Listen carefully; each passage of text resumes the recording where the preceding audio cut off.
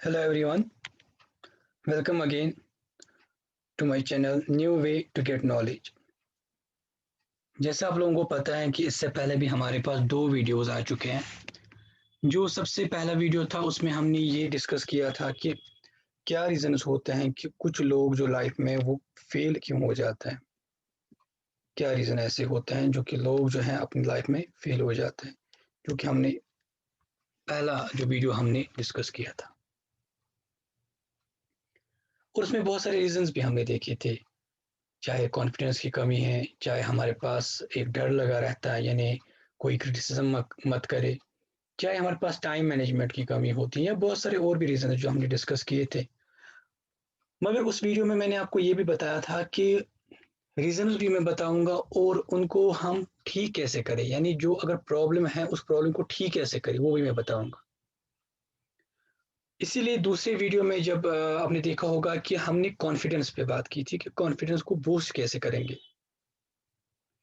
और आज के जो वीडियो हमारे पास है, आज की वीडियो में हम एक और टॉपिक पे बात करेंगे जो टाइम मैनेजमेंट है। टाइम मैनेजमेंट भी एक ऐसा फैक्टर है जो कि एक रीजन बनता है कि हमारे जो हम कभी कभी लाइफ में सक्सेस नहीं हो पाते हैं। टाइम मैनेजमेंट भी एक रीजन बन जाता है। मगर कैसे बनता है?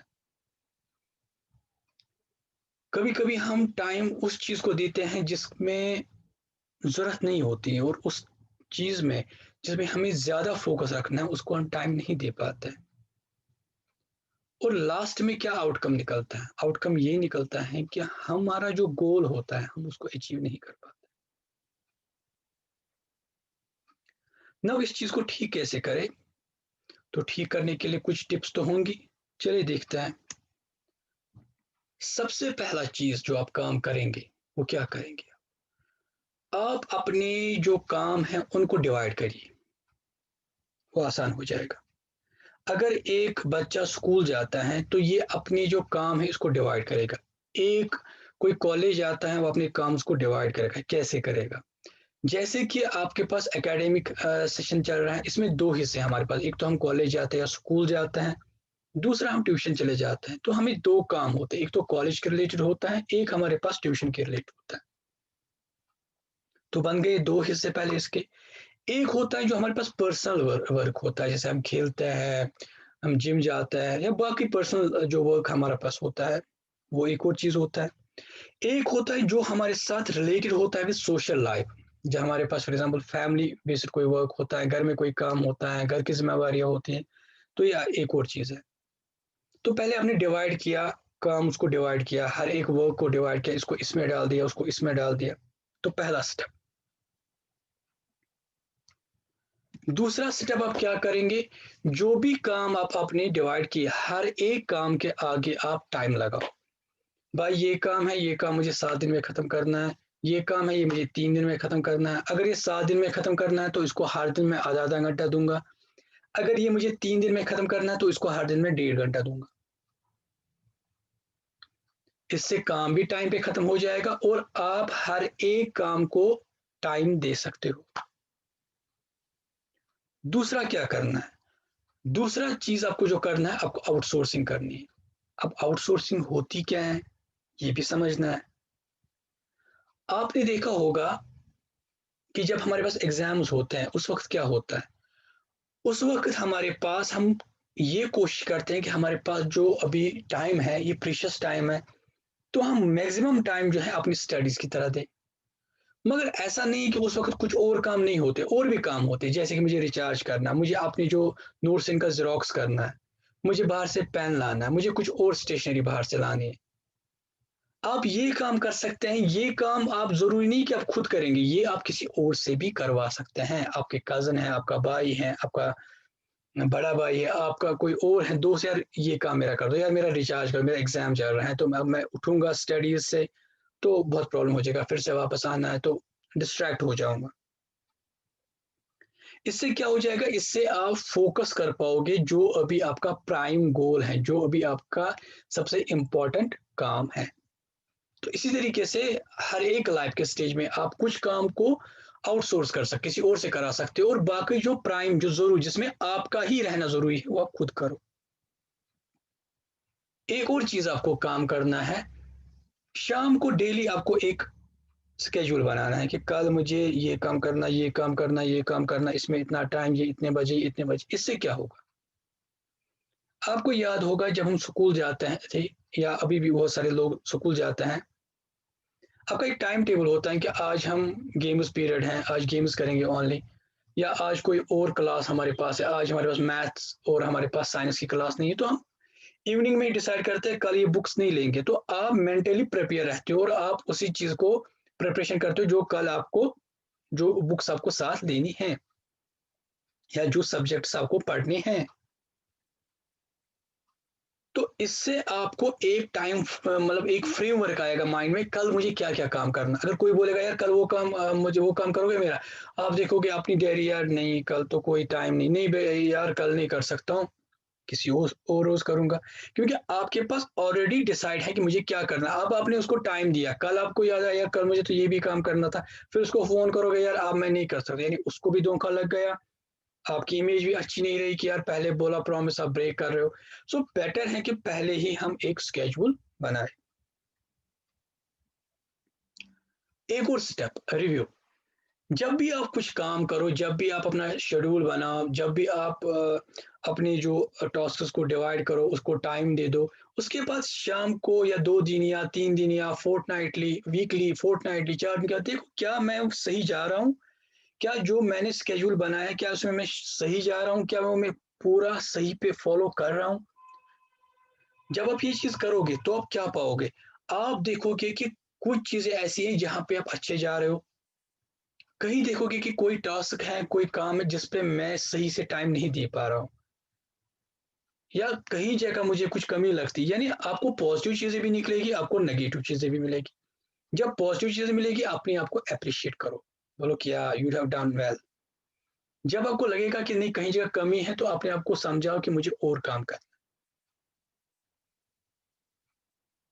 एक और चीज जो हमारे पास वो याद रखनी है, वो हमारे पास है सोशल मीडिया। सोशल मीडिया आप यूज करो, इस पे कोई मैं नहीं बोल सकता मत यूज करो, नहीं करो यूज, मगर उसका एक टाइम होना चाहिए। ऐसा नहीं होना चाहिए कि मैंने इसके लिए आधा घंटा रखा तो इसके बाद मैं फोन पे ही कंटिन्यू हूँ, जो बाकी जो काम था उसका स्केड्यूल ही बिगड़ गया। मान लो आपको 11 AM पे जाना है सर को या मैम को ट्यूशन पे चले जाना है, बट उसके लिए पहले थोड़ी सी आपको प्रिपरेशन करनी, कुछ एग्जाम है, तो आपने सोचा कि 10 से लेकर 11 तक प्रिपरेशन करूँ, 11 बजे यहाँ से निकलूँ। 9:30 आपने मोबाइल उठाया और 9:30 से आप मोबाइल को छोड़ ही नहीं रहे हो 11 बजे तक, तो क्या हुआ, सारा स्केड्यूल बिगड़ गया। अगर आपने 15 मिनट ही खेला होता, चाहे गेम्स है चाहे आप चैटिंग कर रहे हो, तो आपका स्केड्यूल नहीं बिगड़ता। तो इस पे आपको कंट्रोल करना है। ये सिर्फ आपको कंट्रोल नहीं करना, ये पेरेंट्स के लिए भी है कि उनको भी देखना है कि आपके जो बच्चे हैं वो आप ये जो सोशल मीडिया है इसका कितना यूज करता है। अगर ये एक्स्ट्रा टाइम इसके लिए जा रहा है, तो ये समझ ले कि इसका असर इनके जो बाकी काम है उस पर जरूर आ जाएगा।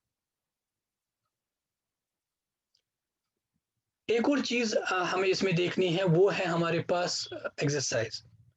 अगर हम एक्सरसाइज करें, अगर हम अपने आप को फिट रखें, तो इससे क्या होगा, इससे आप मेंटली फिट रहोगे, आप फिजिकली फिट रहोगे, आप बीमार नहीं पड़ोगे। जब आप बीमार नहीं पड़ोगे, जब आप मेंटली फिट रहोगे, तो हर एक काम को जो आपने टाइम असाइन किया है आप उसको उसी टाइम के अंदर अंदर खत्म करोगे।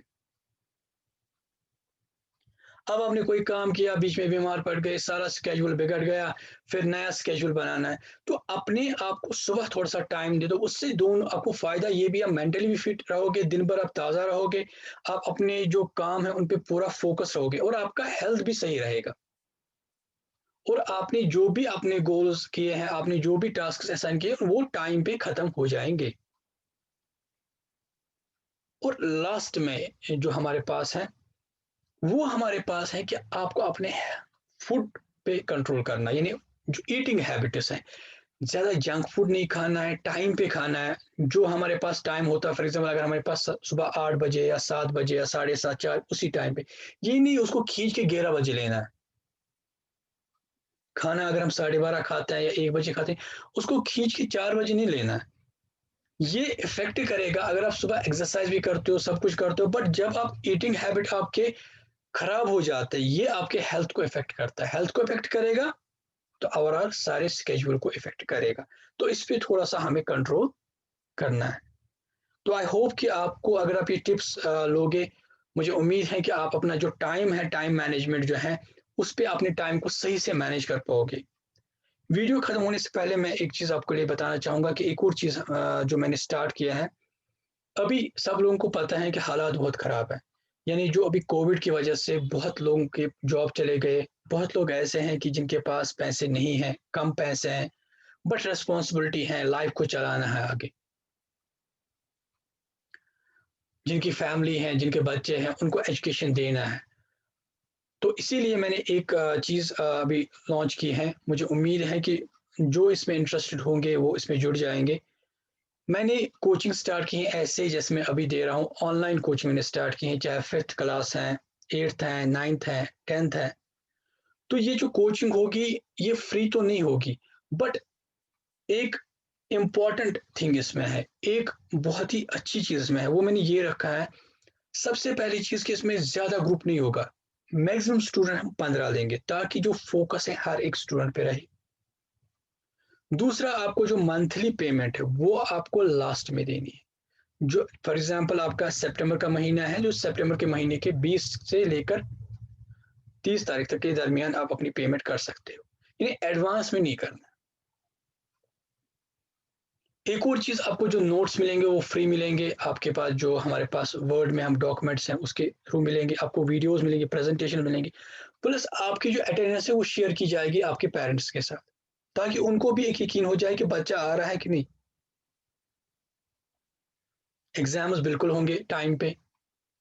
तो ये एक छोटा सा इनिशिएटिव मैंने स्टार्ट किया है। मैं कोशिश करूंगा फी भी इसमें बहुत कम रहे ताकि हर एक अफोर्ड कर सके। तो जो भी इसमें इंटरेस्टेड होगा, या जो आपके ज़रिए आपको लगेगा कि कोई है जो अभी एडवांस में फ़ीस नहीं दे सकता है, ऐसे मंथली वो कर सकता है पे, जो भी आपको लगेगा कि वो इसमें इंटरेस्टेड है, वो जस्ट काम करे, अपना नाम, एड्रेस और किस क्लास के लिए वो एडमिशन चाहता है वो डिटेल्स सेंड करे, जो मैंने नंबर दिया है यहाँ पे।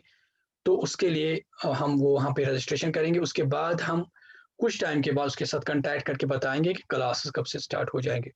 मुझे उम्मीद है कि ये जो एक हमने स्टार्ट किया है, तो इससे बाकी लोग भी हमें जुड़ जाएंगे। थैंक यू वेरी मच, आपने ये वीडियो देखा। मुझे उम्मीद है कि आने वाले टाइम में हम और भी वीडियोस आपके लिए यहाँ पे लाएंगे।